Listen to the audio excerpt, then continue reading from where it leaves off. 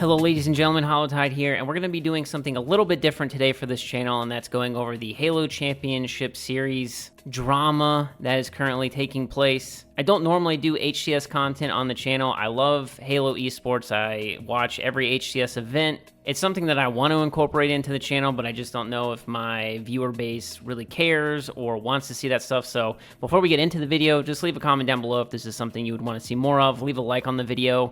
It lets me know that you guys enjoy this type of content and I can start making more of it in the future. With all that being said, today Into the Breach released a statement that is taking everybody kind of by surprise, and that's that it's had significant mismanagement within the organization. They discovered that an individual who was trusted with all the financial and monetary decisions was actually embezzling funds for their personal use. This has left Into the Breach in a position where they just cannot exist anymore, and they're going to start shutting down their operations. I will leave a link to that in the description, the tweet from ITB. They also say that they're working with legal and financial advisors, they're trying to get people paid and stuff like that. Just an awful situation, and we've kind of seen something like this before with the old esport team G1, which has kind of just, disappeared. But if you go into, you dig a little deeper, the CEO and founder of ITB actually tweeted about the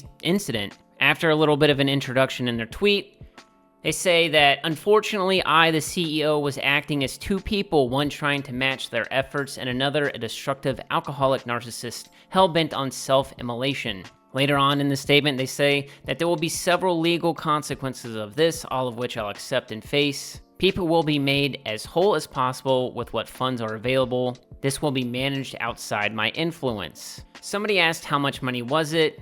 They replied, well, the company made around £4 million in 2023 and somewhere around 1.5 million in 2024, which that equals around 6 million US dollars. They also said that I took around a 600,000 pound loan and bent it all on benders and self-harm actions, which is absolutely incredible to think about. Seems like there was nobody who was really also checking to make sure there were financial stuff getting taken care of, I guess. Woodham, who was a former player for ITB, said he was owed around $9,500 from events plus multiple missed salaries, and it seems like, every other Halo player that was a part of that has the same story. Unfortunately, this seems to be a somewhat common occurrence within esports. I think you get into a larger discussion of why teams aren't sustainable,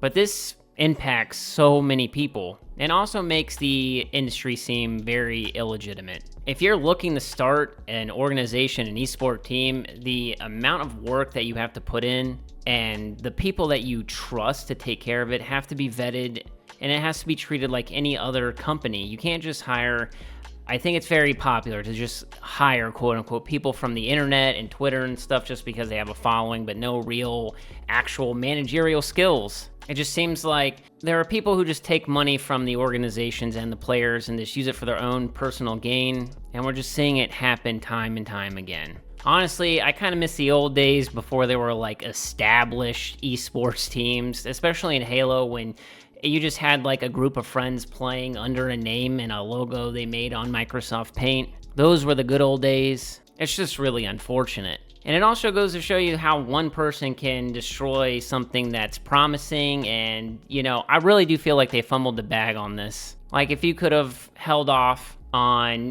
taking money, embezzling money, and doing other things, in a couple of years, your team could have been huge and you would have just been making money regardless. But my thoughts go out to everybody that's, affected by this. I can't imagine what it's like to be owed such an extravagant amount of money and not tweet about it or say anything. And then you have this happen, and I feel like so many people are finding out by the tweet. It's extremely unprofessional. It's also crazy that I'm pretty sure the Halo team won a LAN like yesterday. So that's even more insane. I actually looked it up. I wasn't quite sure who was on that team, but I know that it's Norwin, and they actually did not lose a single map in the Euro Halo League. Insane. Just absolutely insane. But that's going to do it for the video, ladies and gentlemen. If you enjoyed, make sure you leave a like down below. If you're new to the channel, make sure you subscribe. I do all things Halo on this channel. I appreciate all of you. Leave me some comments. I read every single one. I try to respond to every single one unless you call me like an ugly doo-doo head. And I will catch you all around the ring. Peace.